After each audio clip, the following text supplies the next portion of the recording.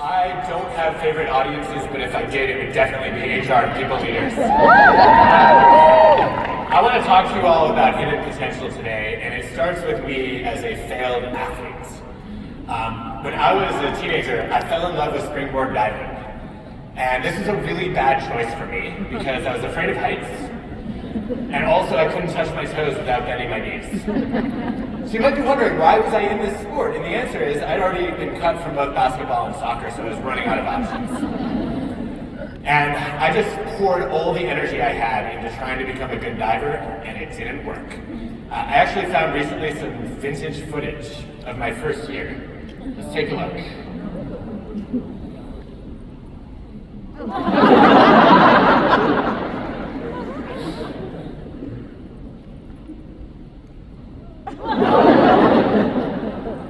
I was bad. I was the worst diver in my entire school. My teammates made fun of me, they called me Frankenstein because of the way that I moved. But I was really lucky to have a coach who saw something in me that I didn't see in myself. My coach, Eric Best, said, listen, if you work hard enough at this, by the time you're a senior, you can be an all-state springboard diver. And for some reason, I found that motivating. Maybe it was because he also said diving is a nerd sport. It attracts all the people who are too short for basketball and too weak for football and too slow for track. And I thought, okay, this is my chance. And 3 years later, I had made a little bit of progress.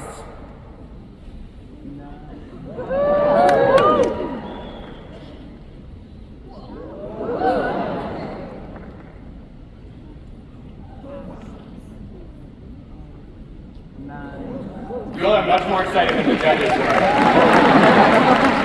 Much more excited. Now, did I make the Olympics? No. Was I good enough even to make Olympic trials? No. Was I as good of a diver as Jason Statham, who dove on the British national team? No. But I do think I could beat high school diver Benson Boone. Look at that form, it's terrible. Anyway.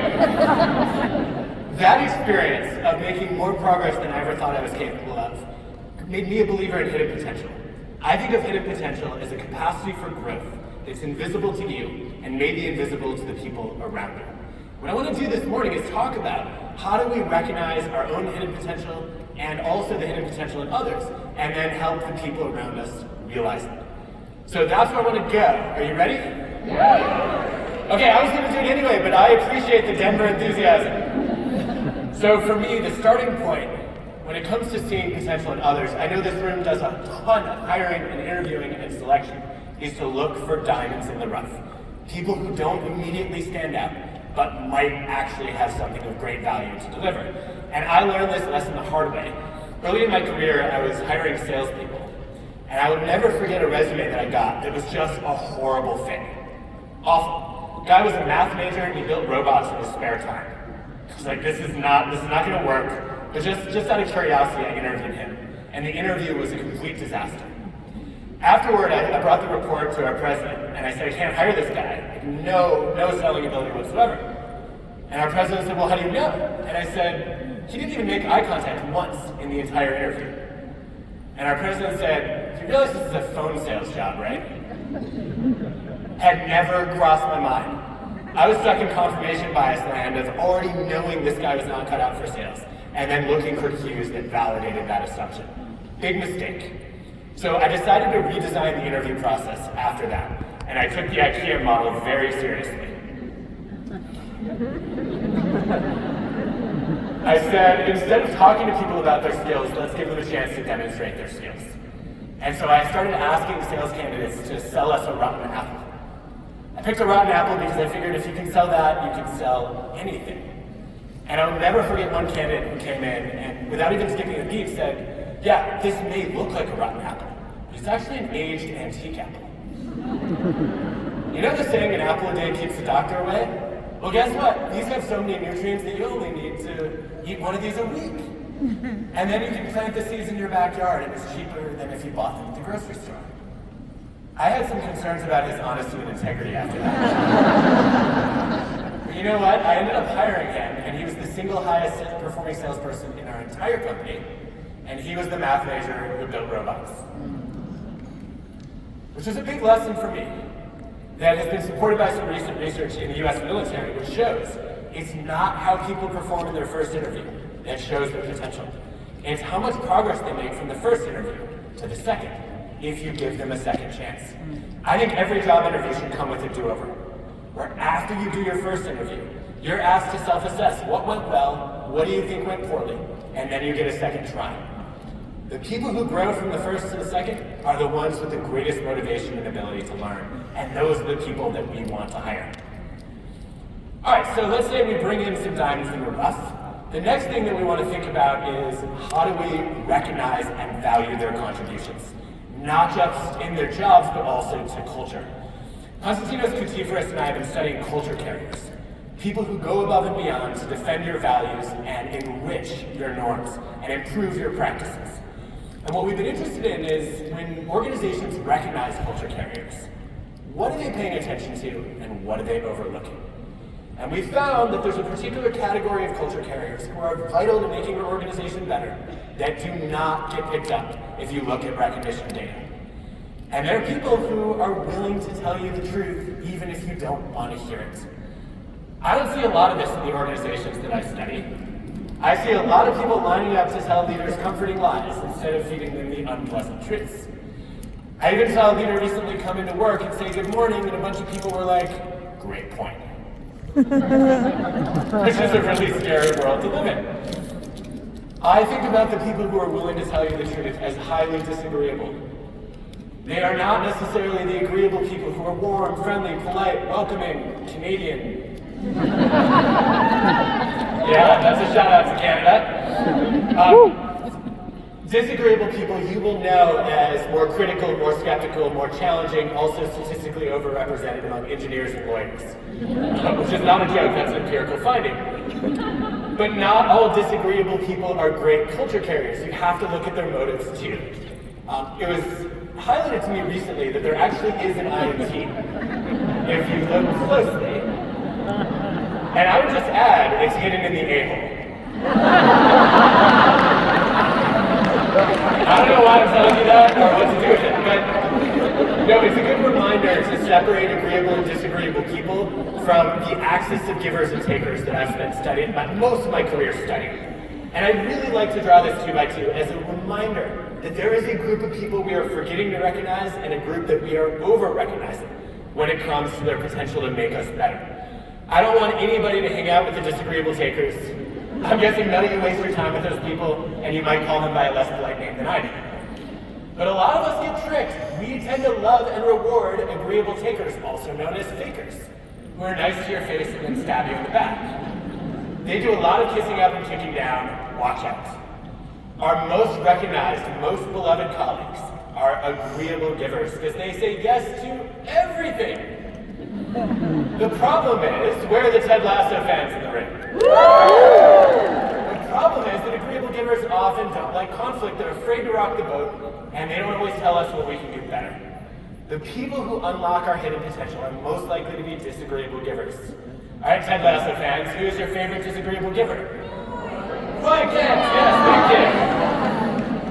Those are the people who give you the critical feedback you do not want to hear, but you desperately need to hear. They dish out tough love, they ask hard questions. We need to do a much better job valuing them, as opposed to writing them off and saying, kind of prickly, must be a selfish taker. So one of the things I've done is I've actually gone to some of the most disagreeable givers I know, and I've told them, hey, we need you to be our culture carriers. First time I had that conversation, the response was, what the hell is a culture carrier? Does disagreeable people always talk that way?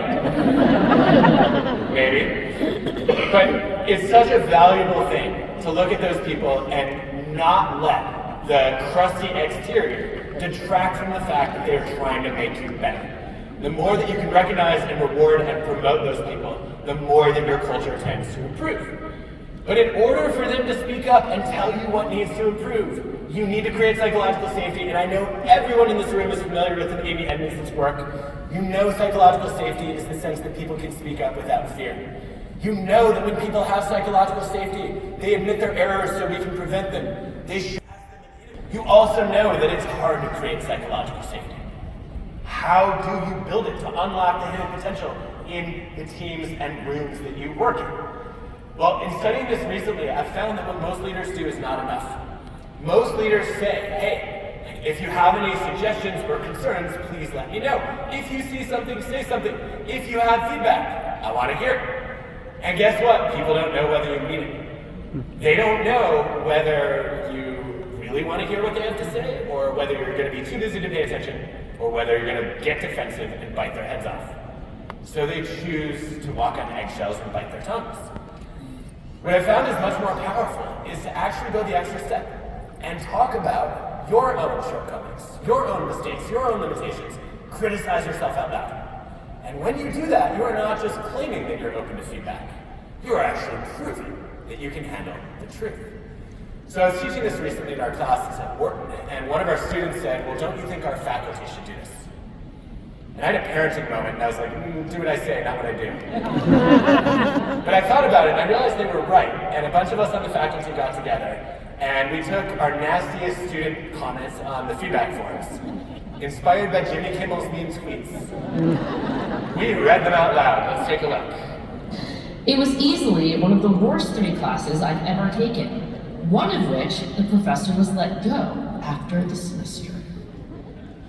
The number of stories you tell give Aesop fables a run for its money. Less can be more. You're so nervous, you're causing us to physically shake in our seats. Prof. Sinkinson acts all down with pop culture, but secretly thinks Ariana Grande is hot in So great to finally have a professor from Australia. You started strong, but then got softer. You need tenure, so toughen up with these brats. I'm from Alabama. I show that video every fall, and afterward the floodgates open. I hear concerns and suggestions that I wasn't getting before. And I think what's happening is, I'm saying, look, I take my job seriously. I don't take myself or my ego seriously at all. I've even had students write that I reminded them of a Muppet. And they never told me which Muppet. Maybe some of you can help with that. When I talk with leaders about this, though, sometimes they hesitate. And they say, but I don't want other people to know what I'm bad at. Well, I have some news for you. The people around you, they already know. You can't hide it from them, so you might as well get credit for having the self-awareness to see your own weaknesses and the humility and the integrity to admit them out loud. Now, of course, there are times when you wouldn't want to do that. One of those would be in a job interview.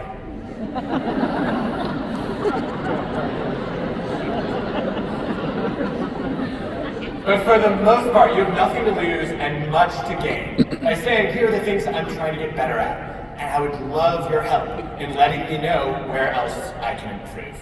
And I think as HR leaders especially, that is a message you can deliver to every other manager in your organizations. Now when you do that, people sometimes start to complain and whine, and they only talk about problems. And obviously no one in this room only wants to hear problems, you also want suggestions and solutions. Which means you need to take critics and turn them into coaches. I learned this earlier in my career. When I was in my late 20s, I was just out of my doctorate, and I got a call from the US Air Force. And they said, we're wondering if you could teach a 4-hour session for our generals and colonels on leadership. And I just felt massively unqualified. These leaders had thousands of flying hours, they had hundreds of thousands of troops under their commands, multi-billion-dollar budgets. I was half their age, I knew I didn't belong. But I'd never tried to serve my country before, and I felt a sense of obligation. So I accepted the assignment, and when I walked into the room, it was even more intimidating than I expected. It looked like a scene out of Top Gun. Instead of names on their name cards, they actually had call signs. So I'm looking around, and I see Gunner, and Striker, and Stealth, and I did everything I could to teach them something useful about leadership, and afterward, I read the feedback forms, and they were devastating. One of them wrote, there was more knowledge in the audience than on the podium. And I was like, fact. And then another had written, I gained nothing from this session, but I trust the instructor got useful insight. I wanted to quit.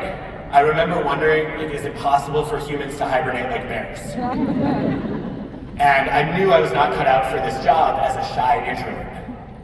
But I had a problem. I'd already committed to do a second session with another group of Air Force leaders a week later. I didn't have time to reboot my content. I had already poured everything I knew into that 4-hour session. I wasn't sure what to do.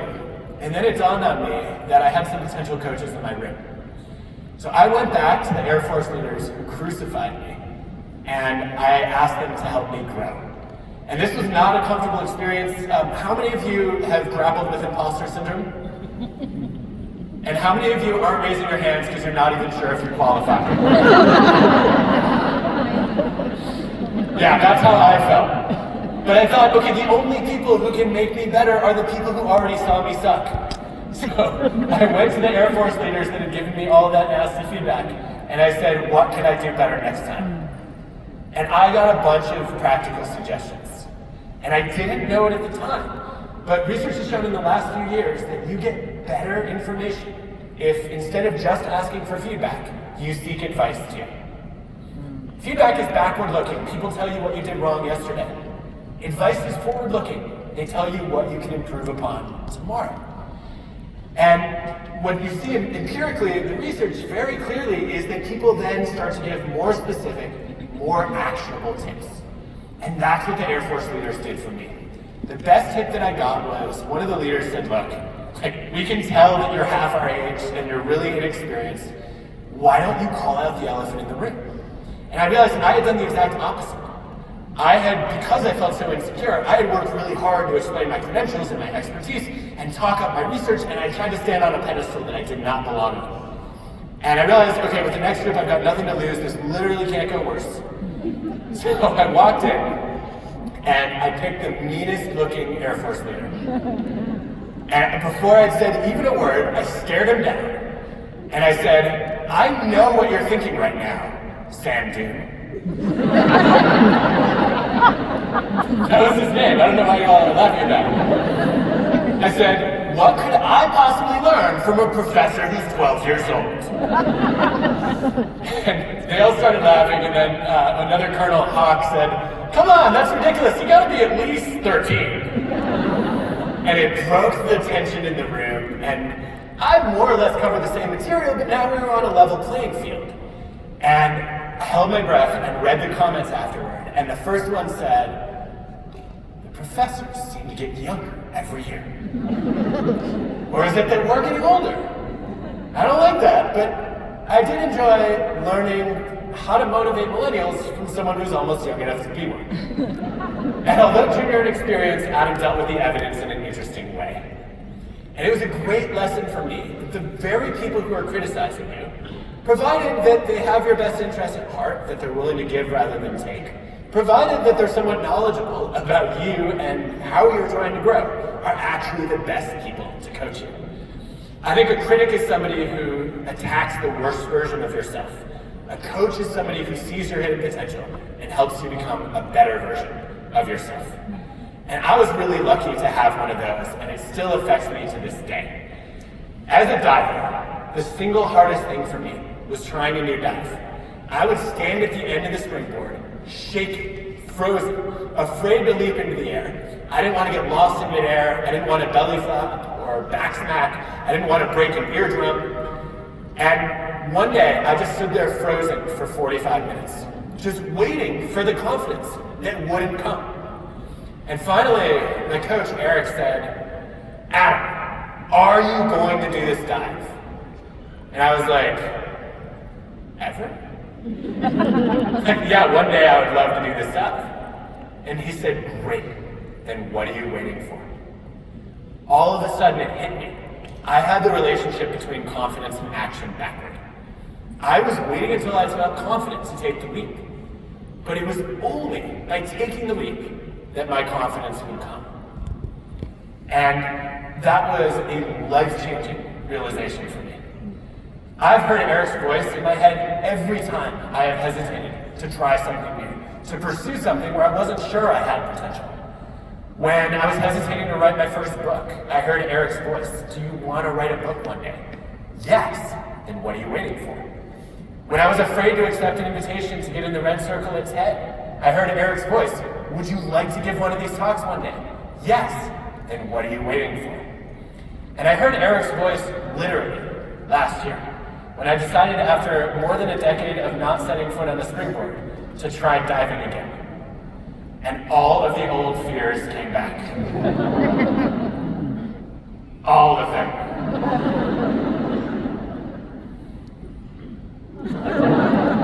That's Eric in the red, shaking his head. And finally, Eric said to me, Adam, are you going to do this dive? And I was like, no. No, I'm not going to do this. I'm too scared. I can't believe that I ever did any of this stuff. What was I thinking?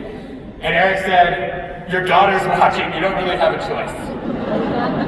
And he said, do you want to do this? I said, yes. He said, you have two options. You can either do it or you can do it scared. And so I tried to turn off my brain and say, okay, if I'm going to do this again one day, I'm going to do it today. And here's what happened.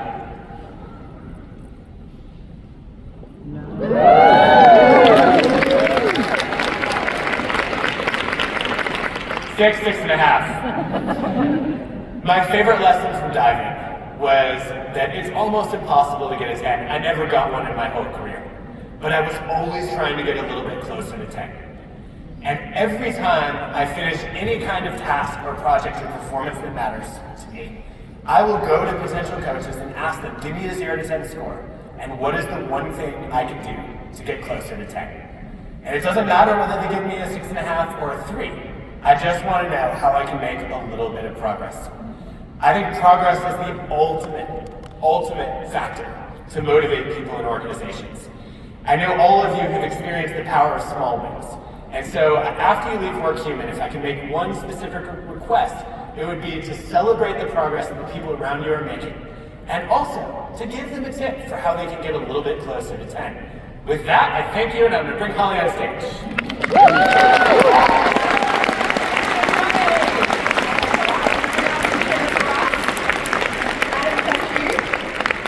Yeah, we're only halfway. We're only halfway, this is true. But some really great ideas in what Adam shared already. Recruiting disagreeable givers for culture carriers inside your organisation. Normalising or making it safe to give tough feedback by reading it yourself. If you needed a reminder, this is an Australian accent that's going on right now. That was demoed in the video. And the idea of turning critics into coaches, because advice is sort of inherently forward-looking. Adam, I want to pick up on one of the things you touched on, the idea of the do-over interview, because I thought that was a really interesting concept and links to something that you write a lot about in Hidden Potential, which is this idea that sort of really potential is no longer about ability, it's about agility. So when I think about recognition and when I think about how do we acknowledge distance travel rather than just outcomes, how do we grapple with that as HR professionals? Well, I guess to build on the do-over idea, one of the things that I really loved was I studied a call center that Guy Winch had started. He decided that he was going to prove that people with disabilities are much more capable than many people assume. And so he built a whole call center that was staffed by people with physical or psychological disabilities. He recruited people who were hard of hearing, people who couldn't see, he recruited people who were on the autism spectrum and people who had ADHD, and he had a really hard time interviewing them. In part because any of you who have ever faced a disability or worked with someone with a disability will know, the sense of stigma creates extra anxiety in an interview. You feel like, okay, I'm in the hot seat, and I can't put my best foot forward. And Guy said, what if I flip this? What if, instead of treating an interview like an interrogation, what if we treat it like an invitation to your home? And so he created this living room setting with really comfortable chairs. And he said, I'm going to call you before the interview, and I want to hear about your passions and strengths, so that I can prepare our interviewer to set you up to shine. And then at the end of the interview, he asked all the candidates, how can we do better as interviewers? And I thought it was such a clever reversal of this whole process. And I think what it reminded me was, yeah, we're trying to help other people travel great distances, but often it's us who needs to change and create an environment where other people can succeed. And I think this is fundamentally what HR exists to do, right? It's to hold up a mirror, let other people see the reflection, and then say, the thing that you're asking other people to do, you're a little bit of a hypocrite because you're not doing it yourself. And I recommend not saying it that way. Yeah, maybe hone that a couple of times. Speaking of work that we've got to do, was reading recently you gave a pretty, confronting report card to organisations on a whole for how we're doing in developing soft skills. Which is something, everyone in this room will know the World Economic Forum are leading, a global conversation about the importance of moving forward. You gave a C- across the board. And it struck me, in Hidden Potential, you talk a lot about how achievement is less about being a freak of nature and more about a freak of nurture. So I wanted to talk about how do we get better at nurturing this competency as organisations if it's so future critical? Well, I think there are probably a lot of things that I wouldn't recommend doing that I see too many organizations do. So I guess I would start with a list of here are things we could stop doing. Sure. If we want to develop people's potential. We need to retire the feedback sandwich. Okay. For sure. So the kind of nice thing, tough stuff, nice thing, packaging it together. Turns out it doesn't work because either people they know what you're doing and they're just waiting for the other shoe to drop and they don't believe the praise. Or they're narcissists and they only hear the praise. Because of privacy and recency effects, we have better memories for the things that come first and last than the information in between. So I would eliminate that and say, if you really want to help people get better at getting better, you should be able to have a conversation with them where you say, I want to talk about both things that are going well and things that you can improve on. We're going to separate those really clearly into two different conversations. Which one would you like to have first? And then let them set the tone, and it feels like a dialogue as opposed to a monologue or an attack. It's clever insertion of a little bit of choice in that as well. Yes, and by the way, there's no option to not have the conversation about how to improve. I think another thing that I think is really powerful is to let people know that you're evaluating them on how well they take feedback. And that's not to say that they should never get upset or defensive or disagree, right? But part of what it means to succeed is to be someone who's easy to give feedback to. Which means when somebody tells you, here's something I thought maybe didn't go great, and here's an idea for improving it, you first thank them for taking the time to help you grow. Even if you don't believe feedback is always a gift, and you're like, where's the returns and exchanges department on this one? You still appreciate the effort to help you. And then if you're not really liking it or taking it, you come back and you say, hey, I need some time to process this. Or can you give me some examples to make sure this really crystallizes? Or can I come back to you in a week or so after I've had a chance to reflect? What about things like collaboration and creativity? How do we do a better job at recognizing those types of competencies? Well, I think from a collaboration standpoint, I always want to know, what are you doing to elevate the people around you? And so that's not just about being nice, right, and saying yes, it's about trying to help other people in ways that advance the mission. I think the best example I've ever seen was Corning. Before they made the Gorilla Glass for the iPhone and the iPad, they created a Corning Fellows program where they said, if you're named a fellow at Corning, you get a job for life and a lab for life. And I was like, wow, that's cooler than university tenure. Why didn't no one tell me about this? But they said, we've got to make sure we have really clear metrics for how you become a fellow, and their first metric was you have to be the lead author on a patent that's worth at least $100 million US. And probably most people would stop there. If you're that great of innovation, we want to lock you up for life and throw away the key, right? But Corning said no. We are worried that competent takers will pollute the culture, and they're going to stop giving and helping once they have permanent job security. So they included a second set of metrics, which my favorite one was, are you a supporting author on other people's patents? Nice.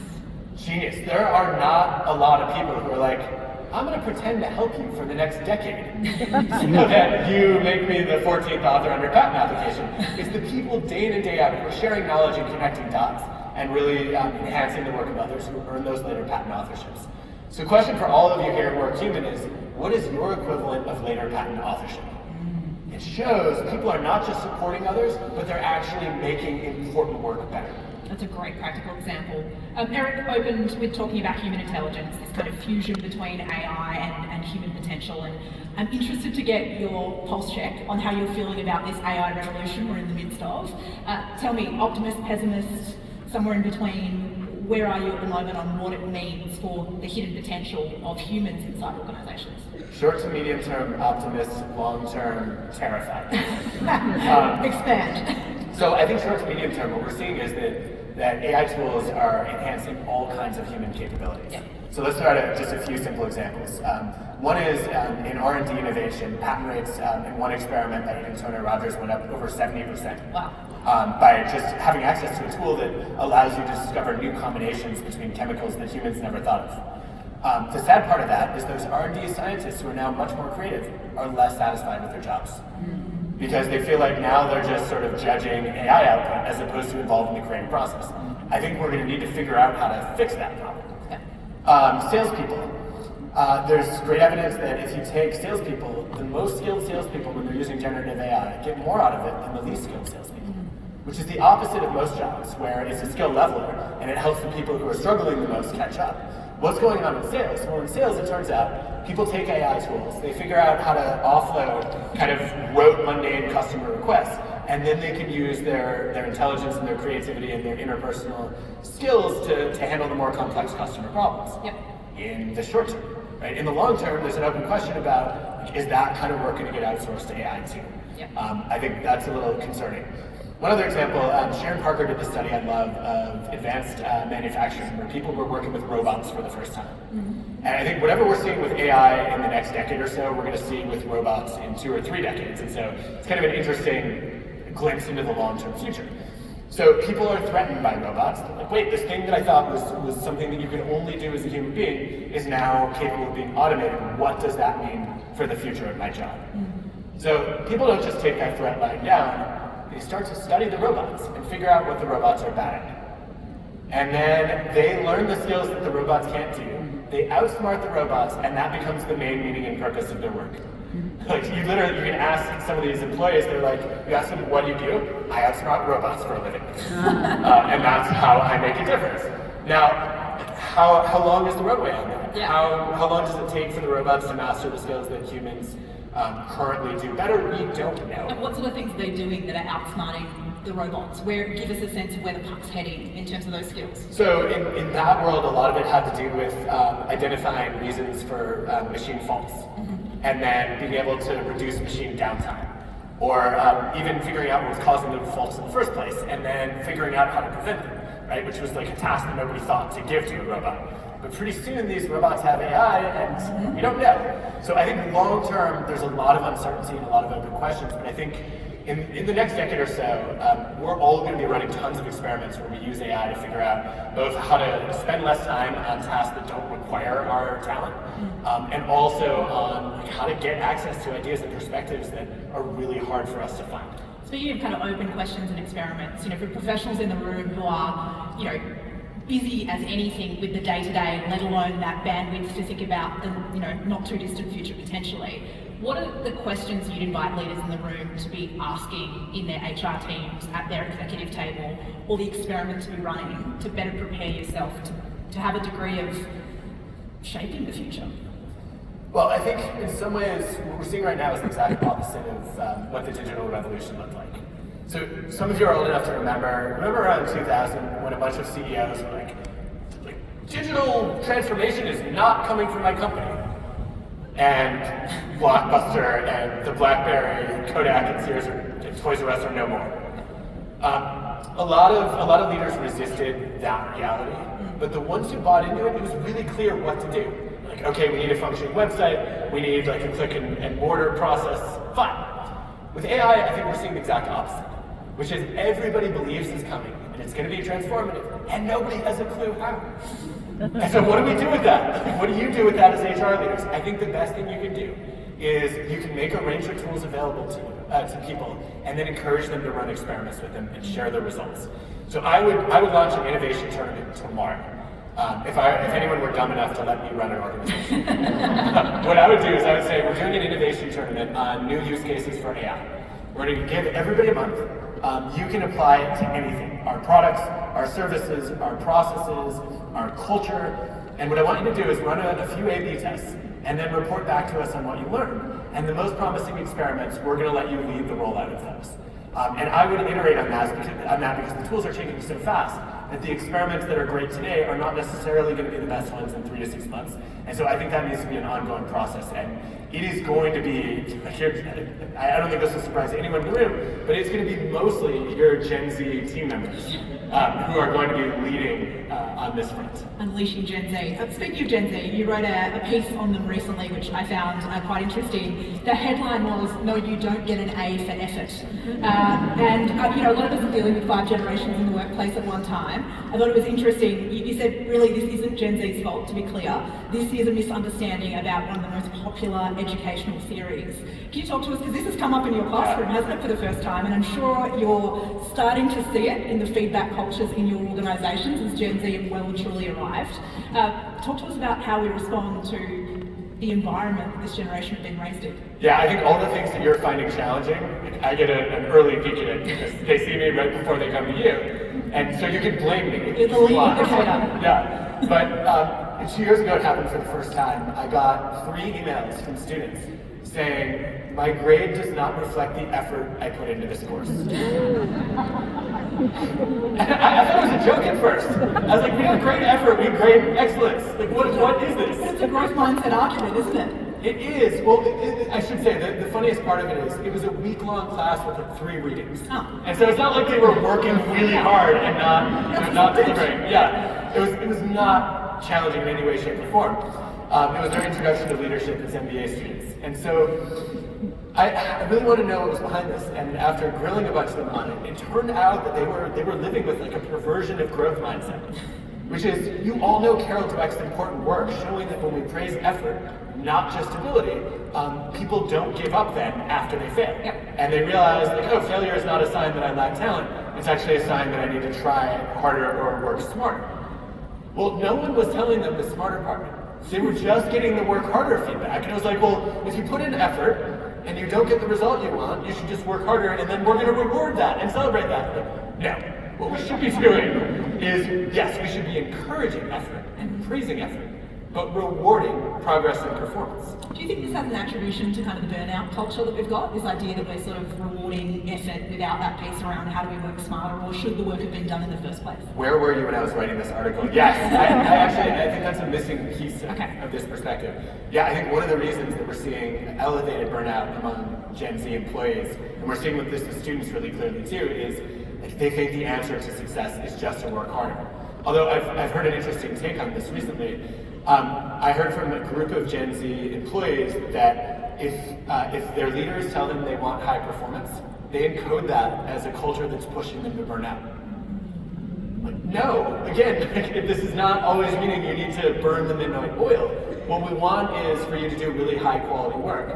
And actually, I'm thrilled if you can do that in less time as opposed to more. But I think you're right. I think this message about the way to grow is just to pound the pavement has been internalized to a degree that might be both unhealthy and unhelpful, because there's not a real analysis of, but is this making me better? And am I delivering something of more value to others? Totally. And it makes me think a little bit about the example being demonstrated by leaders in those environments too, because we're learning this interpretation of high performance somewhere.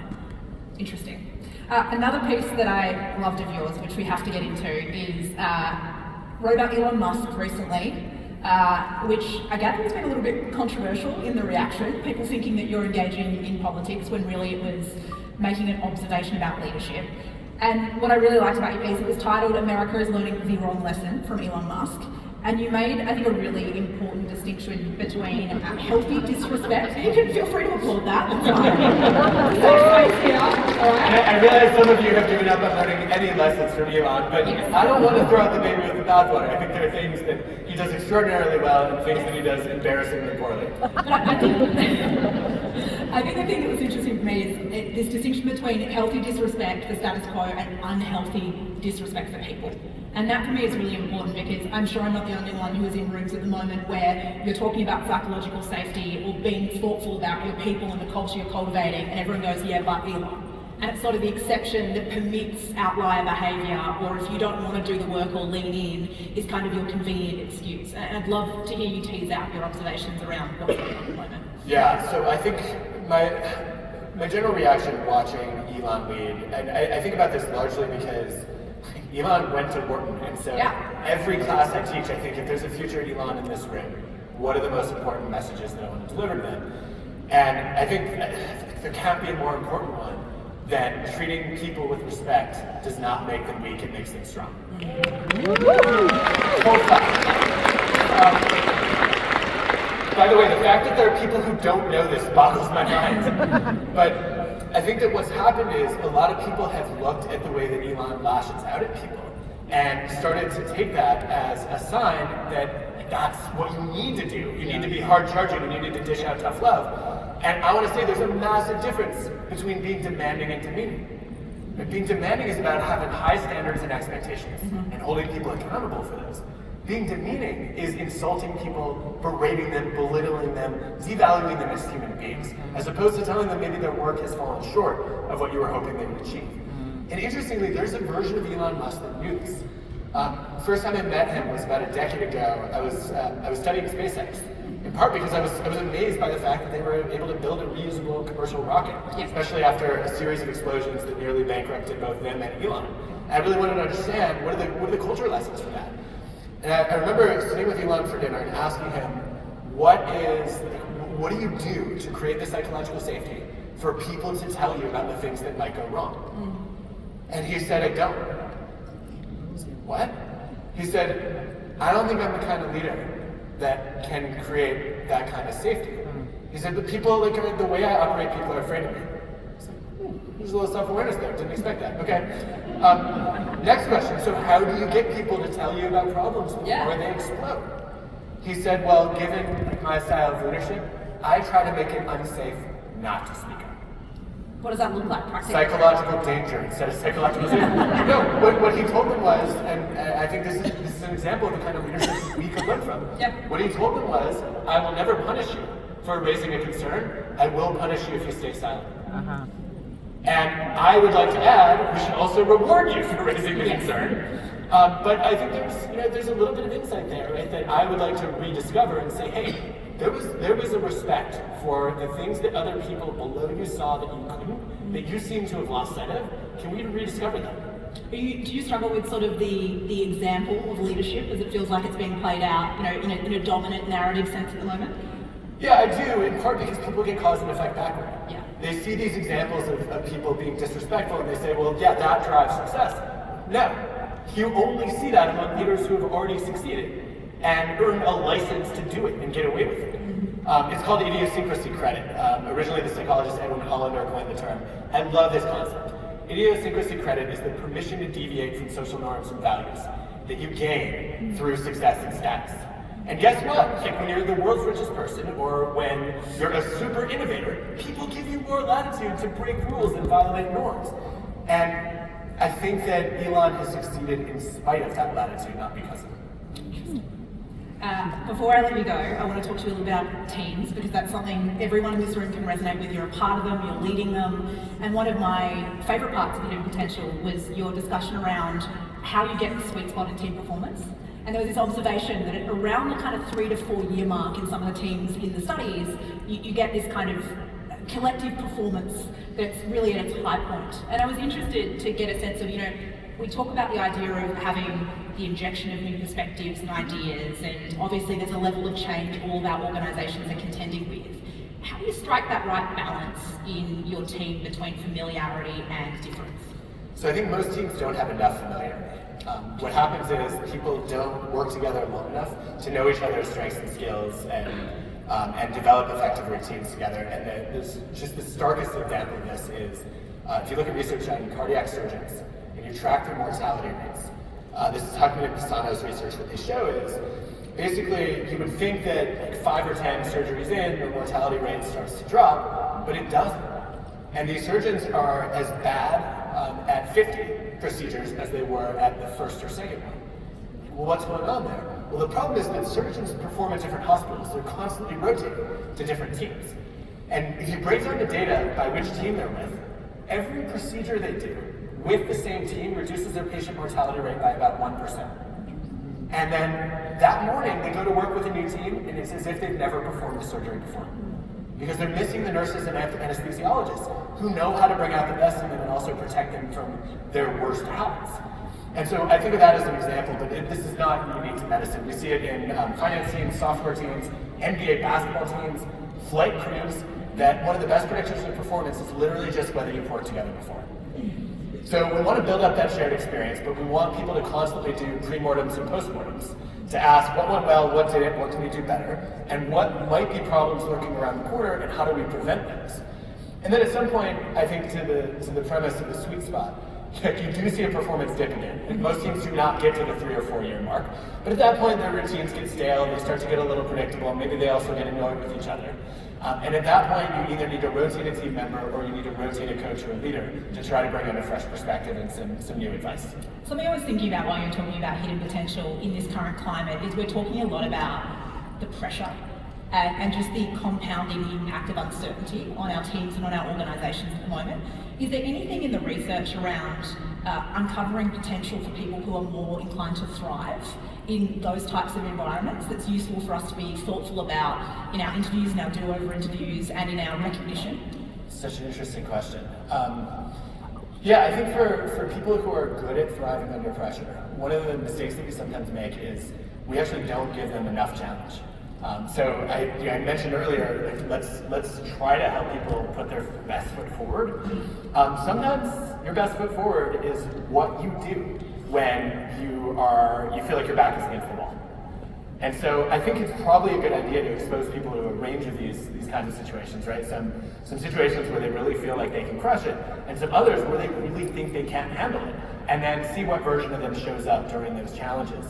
I think this speaks to a fundamental point that is missing in so many organizations, which is there is no other elite profession that performs more than they practice. None. Like athletes spend the vast majority of their time practicing. Performance is a small part. Military. Musicians, Yep. military, actors, like any place where you see world-class talent, practice is the majority of their time. If you think about your work organizations, practice is a tiny fraction of what you do. And so I think one takeaway for me here is that as you leave Workhuman, if you were to sit down and say, what are the 3 skills that we all want to get better at, either individually or as teams, how are we going to carve out time for practice? And what does it look like for those skills? If it's emotional intelligence, you ought to be doing more role plays.